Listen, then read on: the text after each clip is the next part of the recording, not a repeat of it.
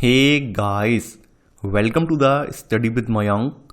मैं हूं आपका मयंक और आज ला रहा हूं मैं आपके लिए NCERT ज्योग्राफी क्लास 7 के MCQ। आज इसी क्रम में यहाँ पर आपका जो है चैप्टर नंबर 4 है। यहाँ पर हम वायु से संबंधित प्रश्नों को देखेंगे। तो चलिए स्टार्ट करते हैं आज का वीडियो। देखते हैं मैं क्या क्या डिस्कस करना है यहाँ पर। आज का पहला प्रश्न है, वायुमंडल के संदर्भ में निम्नलिखित कथनों पर विचार कीजिए। पूछा गया है कौन सा कथन यहाँ पर सत्य है। पहला है, हमारी पृथ्वी चारों ओर से वायु की घनी चादर से घिरी हुई है, जिसे वायुमंडल कहते हैं।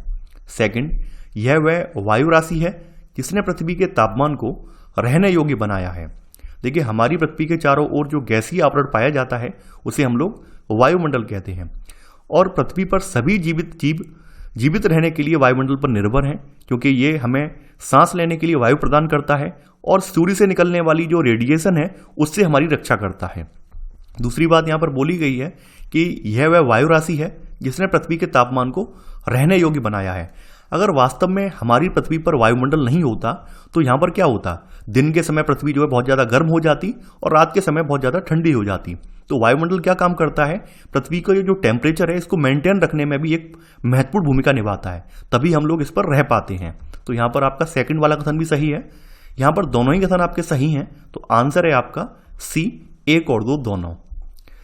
दूसरा प्रश्न है अब आपका, वायुमंडल की गैसों के संदर्भ में निम्नलिखित कथनों पर विचार कीजिए। पूछा गया है कौन सा कथन यहाँ पर सत्य है। पहला है, वायुमंडल में सबसे अधिक नाइट्रोजन गैस पाई जाती है। सेकंड, जब हम सांस लेते हैं तब ऑक्सीजन के साथ फेफड़ों में कुछ नाइट्रोजन ले जाते हैं। अगला है, पौधे अपने जीवन के लिए नाइट्रोजन की आवश्यकता को वायुमंडल से पूरा करते हैं। देखिए, बात की जाए तो हमारे वायुमंडल में सबसे ज़्यादा जो गैस है वो आपकी नाइट्रोजन है, ये 78% है। इसके बाद फिर ऑक्सीजन आती है, लगभग 21% आपकी ऑक्सीजन है। और बाद बाकी जो गैसें हैं वो लगभग 1% के भीतर बाद बाकी सारी गैसें आ जाती हैं। तो यहाँ पर आपका पहला वाला कथन बिल्कुल सही है कि वायुमंडल में सबसे अधिक नाइट्रोजन गैस पाई जाती है। इसके अलावा जब हम सांस लेते हैं तो सांस के साथ हमारे अंदर फेफड़ों में नाइट्रोजन भी आ जाती है, हालांकि हम उसे फिर बाहर निकाल देते हैं। तो यहाँ पर आपका सेकंड वाला कथन भी सही है। देखिए, पेड़ पौधे जो हैं आपके पौधे हैं, पौधों को अपने जीवन के लिए नाइट्रोजन की आवश्यकता पड़ती है, लेकिन यहाँ पर जो बोला गया है कि ये वायुमंडल से पूरा करते हैं, ये गलत है। पौधे सीधे सीधे वायुमंडल से नाइट्रोजन नहीं लेते हैं, बल्कि पौधों की जो जड़ें होती हैं तो उन जड़ों में कुछ जीवाणु रहते हैं, तो वो जीवाणु वायु से नाइट्रोजन को लेकर इसका स्वरूप बदल देते हैं और ऐसे करके वो पौधे तक पहुंचाते हैं। तो आपसे अगर कहीं पूछा जाए क्या पौधे सीधा जो है नाइट्रोजन को ग्रहण करते हैं, नहीं। पौधों की जड़ों में जो जीवाणु होते हैं वो नाइट्रोजन को जो है पौधों तक पहुंचाते हैं, ना कि डायरेक्ट पौधे लेते हैं। तो यहाँ पर आपका तीसरा वाला कथन गलत हो जाएगा। केवल 1 और 2 कथन सही है, तो आंसर है आपका सेकंड का ए, केवल 1 और 2।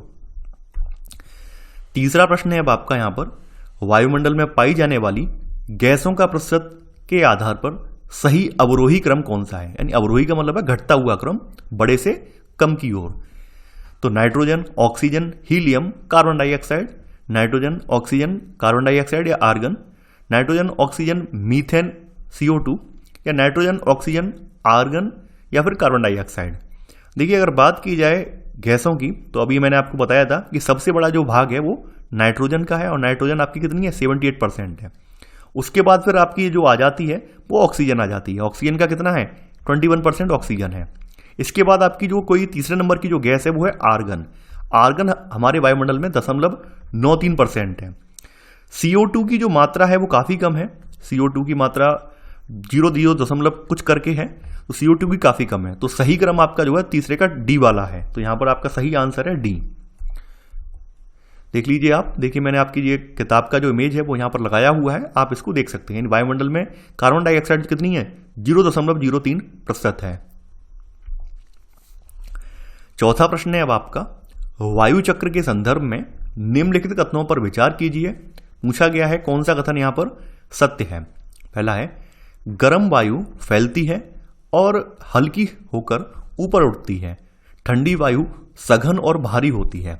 सेकंड, गर्म वायु के ऊपर उठने पर आसपास के क्षेत्रों से ठंडी वायु रिक्त स्थान को भरने के लिए वहां आ जाती है।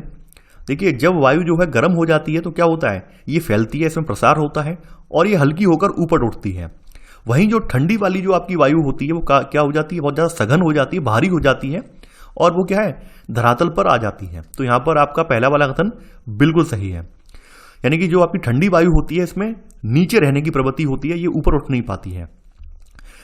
गर्म वायु जो होती है ऊपर उठने पर आसपास के जो क्षेत्र हैं इनमें देखिए ध्यान देना, यहाँ पे गर्म और ठंडी वायु से मतलब ये है कि जो आपकी गर्म वायु होती है वो एक निम्न दाब का क्षेत्र बन जाती है। यानी गर्म वायु वाला क्षेत्र जो होता है वो निम्न दाब का क्षेत्र होता है और निम्न दाब का क्षेत्र जो होता है वो रिक्त क्षेत्र होता है। तो रिक्त क्षेत्र को भरने के लिए उच्च वायु दाब से वायु यहाँ पर चल पड़ती है, यानी कि ठंडी वाली वायु जो है निम्न दाब की ओर चल पड़ती है और ऐसे करके जो खाली हुआ स्थान है उसको भर देती है।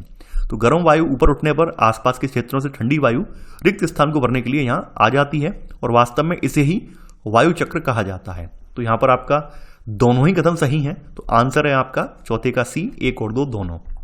पांचवा प्रश्न है अब आपका, हरित गृह प्रभाव के संदर्भ में निम्नलिखित कथनों पर विचार कीजिए। पूछा गया है कौन सा कथन सत्य है। हरित गृह से मतलब यहां पर क्या है, ग्रीन हाउस इफेक्ट। पहला है आर्गन गैस वायुमंडल में फैलकर पृथ्वी से विकिरित ऊष्मा को पृथ्वी पर रोककर ग्रीन हाउस प्रभाव पैदा करती है। सेकंड, जब कारखानों एवं कार के धुएं से वायुमंडल में कार्बन का स्तर बढ़ता है तब इस ऊष्मा के द्वारा पृथ्वी का तापमान बढ़ता है, इसे भूमंडलीय तापन कहते हैं।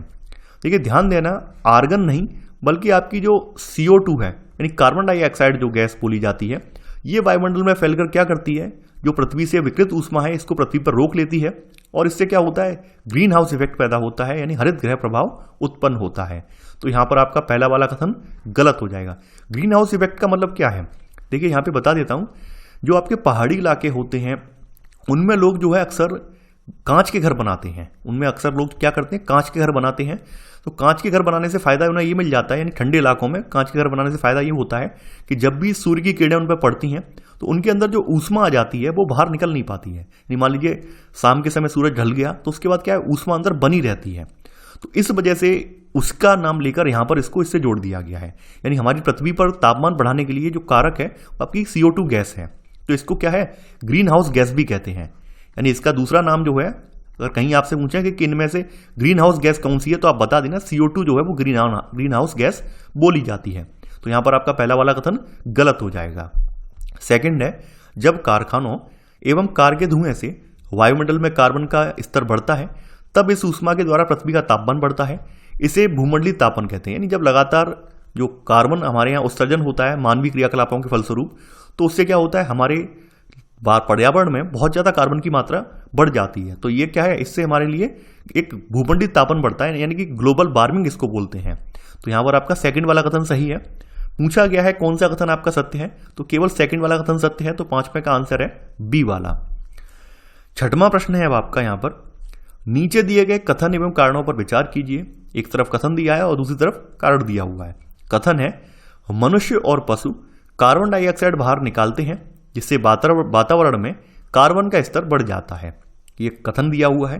कारण है, मनुष्यों तथा पशुओं द्वारा बाहर छोड़ी जाने वाली कार्बन डाइऑक्साइड की मात्रा पादपों द्वारा प्रयोग की जाने वाली गैस के बराबर होती है जिससे यह संतुलन बना रहता है। देखिए यहां पे कथन जो है आधा सही है और आधा गलत है। देखिए मनुष्य और पशु जो है कार्बन डाइऑक्साइड बाहर निकालते हैं, लेकिन इसका मतलब ये नहीं है कि इससे वातावरण में कार्बन का स्तर बहुत ज्यादा बढ़ जाता है, ऐसा बिल्कुल भी नहीं है। क्योंकि कारण बताया गया है कि हम जो बाहर जो गैस छोड़ते हैं, कार्बन डाइऑक्साइड हम लोग छोड़ते हैं, हम और जानवर, तो हमारे द्वारा छोड़ी हुई कार्बन डाइऑक्साइड ये पौधों द्वारा जो अवशोषित कार्बन डाइऑक्साइड के बराबर होती है और ऐसे करके वातावरण में इसकी मात्रा नियंत्रित रहती है। यानी ऐसा नहीं है कि मनुष्यों की वजह से बहुत ज्यादा मात्रा बढ़ जाए। ये मात्रा कब बढ़ती है, जब हम लोग विविध क्रियाकलाप करते हैं, जैसे फैक्ट्रियां हैं, चिमनियां हैं, जो आपके ट्रैफिक है, इनसे इसकी मात्रा बढ़ती है, ना कि हमारे सांस लेने से। तो यहां पर आपका कथन गलत है, कारण सही है। तो आंसर होगा आपका डी, यानी ए गलत है परंतु आर सही है। यानी यहां पर ए वाला कारण जो है आधा गलत है और आधा सही है। सातवां प्रश्न है अब आपका, मौसम से संबंधित सभी घटनाएं जैसे वर्षा, कोहरा एवं ओलावर्षण वायुमंडल की किस परत में होती हैं? क्षोभ मंडल, समताप मंडल, मध्य मंडल, वायुमंडल। देखिए जैसा कि हम क्लास 6 में पढ़कर आए हैं, हमारे वायुमंडल में कितनी परतें हैं? 5 परतें हैं और इनमें सबसे पहली परत का नाम है क्षोभ मंडल। मैंने आपको वहां पर एक फॉर्मूला भी बताया था कि छोड़ सब मैं आया बाहर। यानी छो से छोड़ने से क्षोभ मंडल है, और सब से मतलब समताप मंडल है, मैं से मतलब मध्य मंडल है, आया से मतलब आयन मंडल है, और जो बाहर से मतलब है बहिर्मंडल है। तो यहाँ पर आपकी क्षोभ मंडल से बात हो रही है। तो ये सब जो घटनाएं आप देख रहे हैं, मौसमी घटनाएं देख रहे हैं, यानी कि जिसमें वर्षा है, कोहरा है, ओला वर्षण है, वो सब इसी परत के अंदर होते हैं। यानी बादल वगैरह जो आप देखते हैं वो यहीं पर पाए जाते हैं।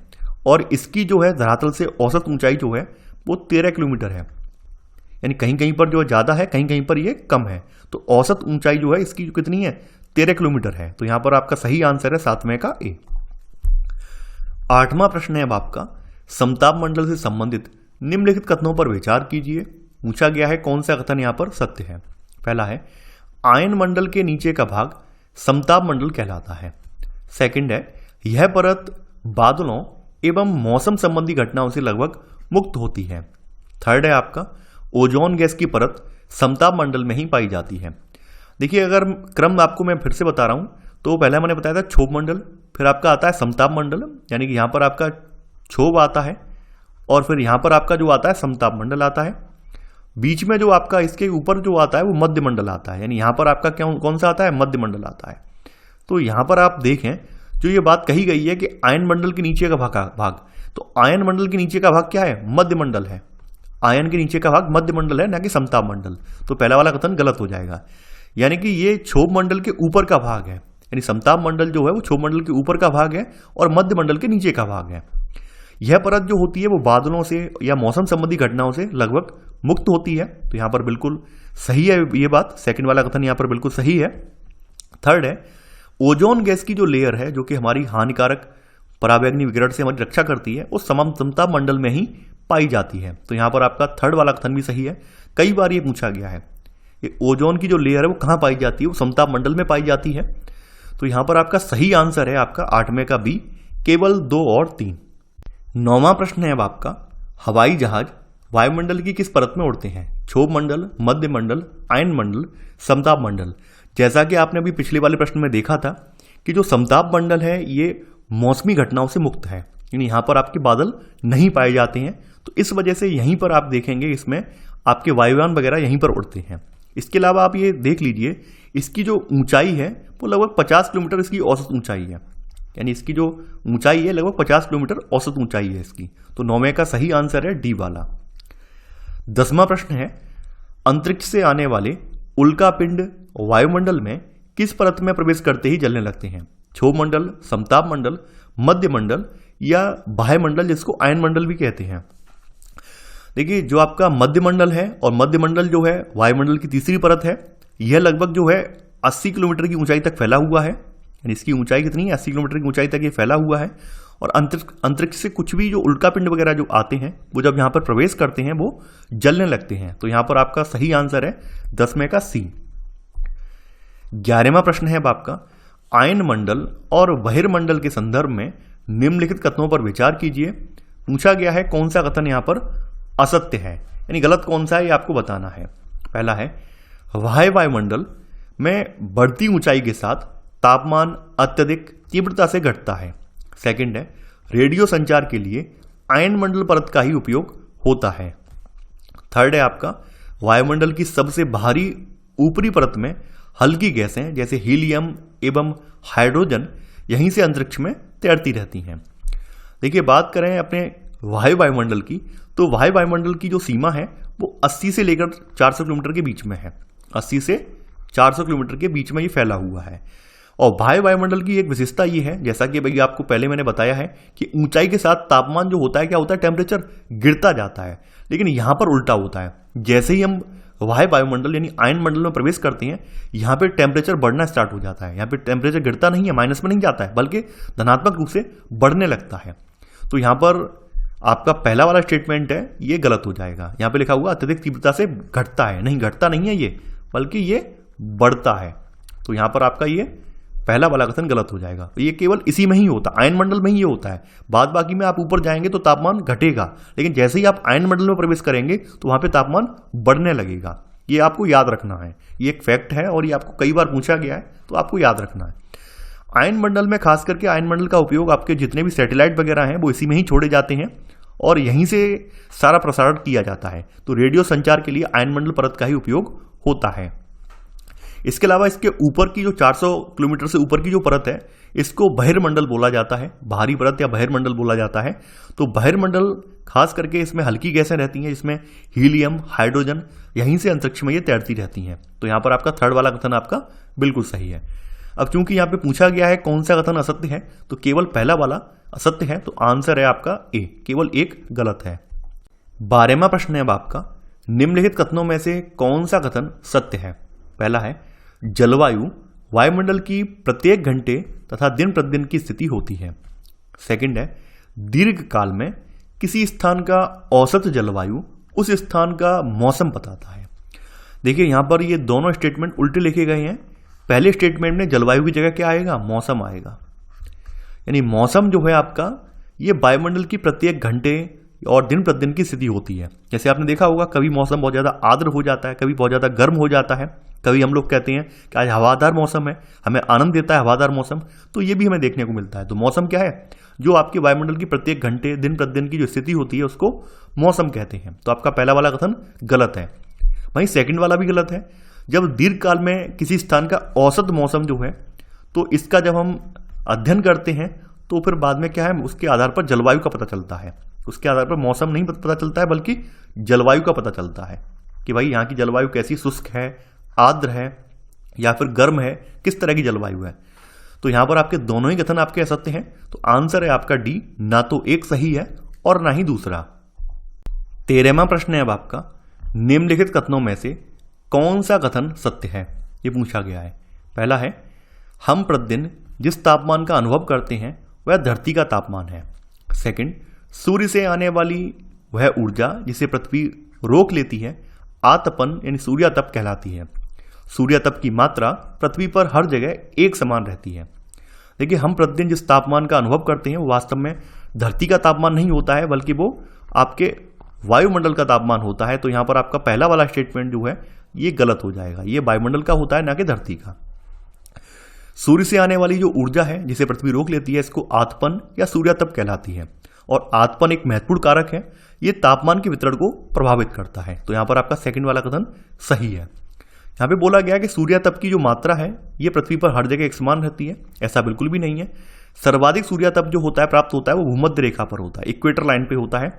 और भूमध्य रेखा से जैसे जैसे आप ऊपर नॉर्थ पोल और साउथ पोल की ओर बढ़ते जाएंगे, वैसे वैसे यहां पर इसकी मात्रा में कमी आती जाएगी। सूर्यातप की मात्रा में कमी आती है, सबसे ज्यादा भूमध्य रेखा पर यह प्राप्त होता है।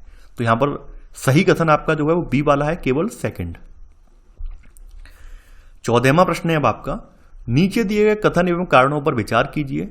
यहां पे कथन में जो बोला गया है गांव की अपेक्षा नगरों का तापमान बहुत अधिक होता है। कारण, दिन के समय में ऐसा फील्ड से बनी सड़कें एवं धातु और कंक्रीट से बने भवन गर्म हो जाते हैं। ये बिल्कुल सही बात है कि जो गांव की अपेक्षा अगर नगरों का अध्ययन करें तो नगरों का तापमान बहुत ज्यादा होता है, क्योंकि नगरों में बहुत ज्यादा इमारतें होती हैं, हरियाली ना के बराबर होती है। इसके अलावा तमाम हाईवे वगैरह बने होते हैं। मोस्टली जितनी बिल्डिंगें होती हैं सब पक्की बनी हुई होती हैं, कंक्रीट की बनी हुई होती हैं। तो यह कथन आपका बिल्कुल सही है। कारण क्या है, ऐसा फील्ड की जो सड़कें हैं आपकी, जिसको डामर बोलते हैं, उसकी सड़कें जो बनी हुई हैं और धातु या कंक्रीट के भवन जो है ये लगातार गर्म हो जाते हैं, हरियाली इतनी ज्यादा होती नहीं है। तो इस वजह से शहर जो है गांव की अपेक्षा गर्म होते हैं। तो यहाँ पे सही आंसर है आपका ए और आर दोनों सही हैं और आर ए का सही स्पष्टीकरण है। 15वां प्रश्न है अब आपका, वायुदाब के संदर्भ में निम्नलिखित कथनों पर विचार कीजिए।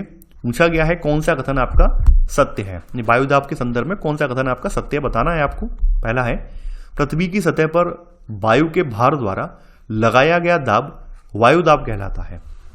सेकंड, हम इसका अनुभव नहीं करते हैं क्योंकि वायु का दाब हमारे ऊपर सभी दिशाओं से लगता है। थर्ड है समुद्र स्तर पर वायुदाब सर्वाधिक होता है और ऊंचाई पर जाने पर यह घटता जाता है। देखिए वायु जो है वो हमारे शरीर पर उच्च दाब के साथ बल लगाती है, लेकिन हम इसका अनुभव नहीं करते हैं। तो पृथ्वी की सतह पर जो है वायु के भार द्वारा लगाया गया दाब जो है क्या कहलाता है, ये वायुदाब कहलाता है। और हमें अनुभव क्यों नहीं होता है? अनुभव इसलिए नहीं होता है क्योंकि सभी दिशाओं से समान मात्रा में ये लगता है। मान लीजिए किसी एक तरफ से लगता है तो महसूस कर पाते। जैसे आप कभी बाइक पे जा रहे होते हैं तो आपको महसूस होती है कि बहुत तेजी से हवा आपको पीछे धकेल रही है, आपको महसूस होता है। लेकिन जब आप एक जगह खड़े होते हैं, शांतपूर्वक खड़े होते हैं, तो आपको वायुदाब बिल्कुल महसूस नहीं होता है, क्योंकि ये सभी दिशाओं से लग रहा होता है। तो यहाँ पर आपका सेकंड वाला कथन भी सही है। यहाँ पे बताया गया है कि समुद्र स्तर पर जो वायुदाब, समुद्र स्तर से मतलब क्या है, धरातल पर वायुदाब जो सर्वाधिक होता है, और जैसे जैसे हाइट बढ़ती जाती है, ऊंचाई बढ़ती जाती है, वायुदाब घटता जाता है। तो यहाँ पर आपका थर्ड वाला स्टेटमेंट भी सही है। यहाँ पर तीनों ही कथन आपके सही हैं, तो आंसर है आपका डी, उपरोक्त सभी। 16वां प्रश्न है आपका, निम्नलिखित कथनों में से कौन सा कथन सत्य नहीं है, ये पूछा गया है। पहला है, वायुदाब का क्षैतिज वितरण किसी स्थान पर उपस्थित वायु के ताप के द्वारा प्रभावित होता है। सेकंड है, उच्च वायुदाब क्षेत्र बादल युक्त आकाश एवं नम मौसम के साथ जुड़ा होता है। थर्ड है आपका, निम्न दाब के कारण स्पष्ट एवं स्वच्छ आकाश होता है। चौथा है, वायु सदैव उच्च दाब क्षेत्र से निम्न दाब क्षेत्र की ओर गमन करती है। देखिए, बात की जाए क्षैतिज का मतलब क्या है, धरातलीय वितरण। क्षैतिज का मतलब होता है पड़ा हुआ या लेटा हुआ, और ऊर्ध्वाधर का मतलब होता है लंबवत। ये मैं यहाँ पर इसलिए डिफाइन कर रहा हूँ कि कुछ बच्चों को या अभ्यर्थियों को कंफ्यूजन होगा, वो दूर हो जाएगा।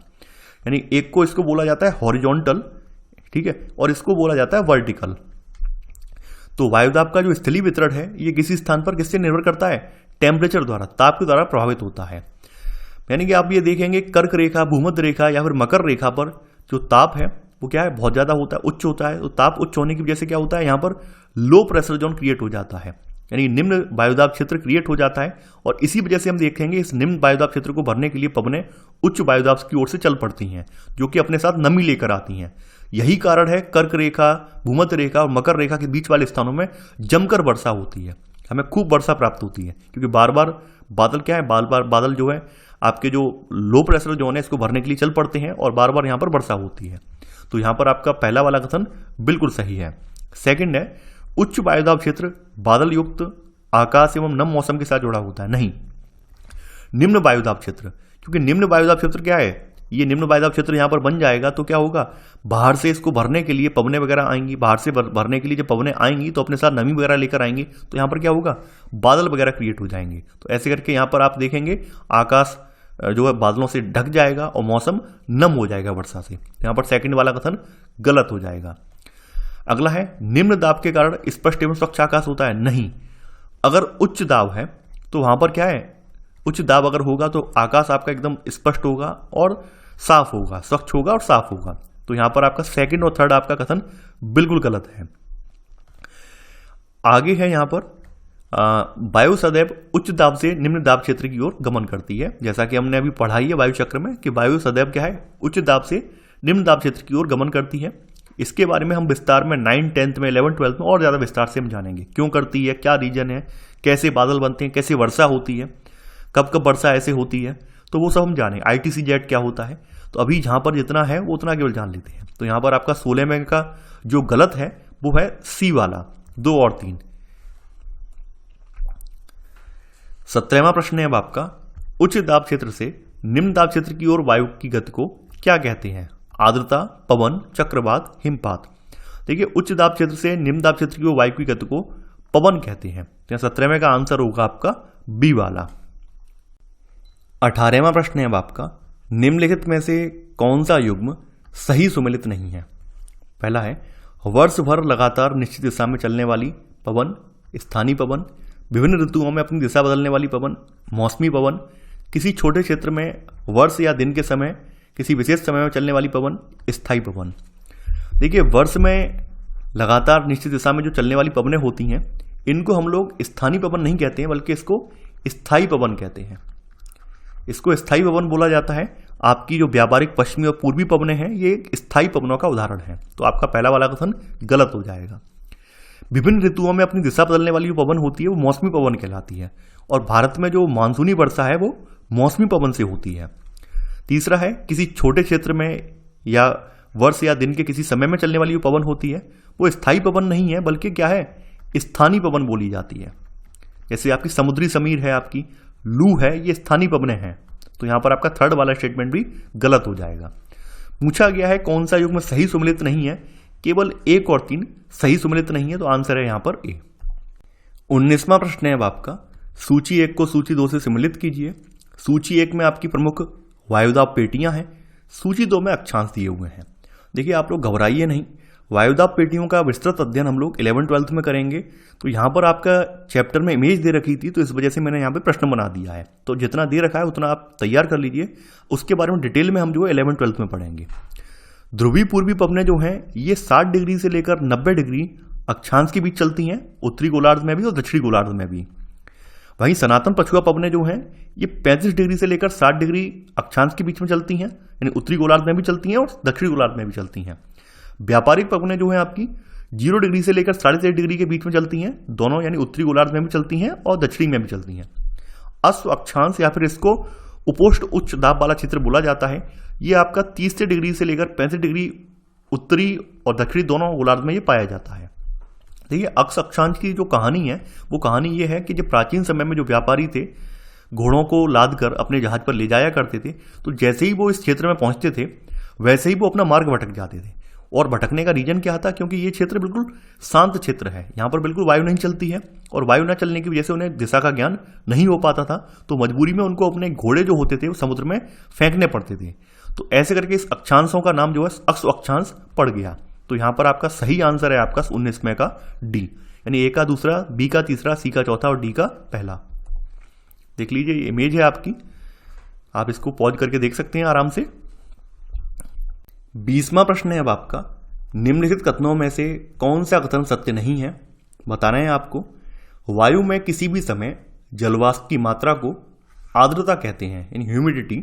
सेकंड, जब वायु में जलवाष्प की मात्रा अत्यधिक होती है तो उसे हम आर्द्र साल कहते हैं। थर्ड है आपका, जलवाष्प संघनित होकर ठंडा होकर जल की बूंद बनाते हैं और बादल जो है वो इन्हीं जल बूंदों का ही समूह होता है।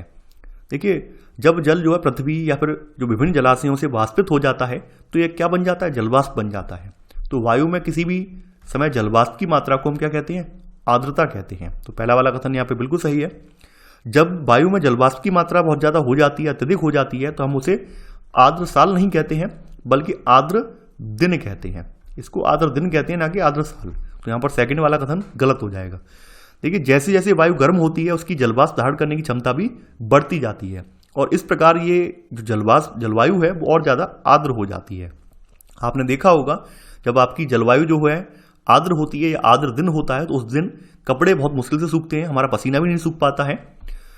जब जलवाष्प संघनित होकर ठंडा होकर जल की बूंद बन जाती है और बूंद बनने के बाद ये बादलों के एक समूह में तब्दील हो जाती है और बाद में हमें वर्षा के रूप में जल प्राप्त हो जाता है। तो यहाँ पर आपका पहला तीसरा कथन सही है। पूछा गया है कौन सा कथन गलत है, केवल सेकंड वाला कथन गलत है, तो आंसर है आपका बी, केवल सेकंड। 21वां प्रश्न है अब आपका, नीचे दिए गए कथन को ध्यानपूर्वक पढ़िए। जैसे जैसे वायु गर्म होती जाती है वायु की जलवाष्प ग्रहण करने की क्षमता पर क्या प्रभाव पड़ता है। जैसा कि मैंने बताया था कि जैसे जैसे वायु गर्म होती जाती है वायु की जलवाष्प ग्रहण करने की क्षमता बढ़ती जाती है। ठीक है, ये क्षमता जो है बढ़ती जाती है, ना कि घटती जाती है। तो यहां पर सही आंसर है 21वें का ए वाला। 22वां प्रश्न है, वर्षण के संदर्भ में निम्नलिखित कथनों पर विचार कीजिए। पूछा गया है कौन सा कथन आपका सत्य है। पहला है, पृथ्वी पर जल के रूप में गिरने वाला वर्षण वर्षा कहलाता है। सेकंड, वर्षण के दूसरे रूप हिम, सहिम वृष्टि तथा ओला हैं। देखिए पहला वाला कथन बिल्कुल सही है।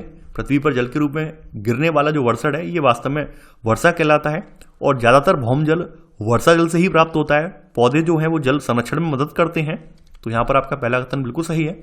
वर्षण के दूसरे रूपों में आपकी हिम है, सहिम वृष्टि है, ओला है, ये वर्षण के दूसरे रूप हैं। तो यहाँ पर आपके दोनों ही कथन सही हैं। तो आंसर है आपका सी, 1 और 2 दोनों। 23वां प्रश्न है अब आपका, निम्न में से कौन से वर्षा के प्रकार हैं? संवहनी वर्षा, पर्वतीय वर्षा, चक्रवाती वर्षा या उपरोक्त सभी। देखिए तीनों ही वर्षा के प्रकार हैं।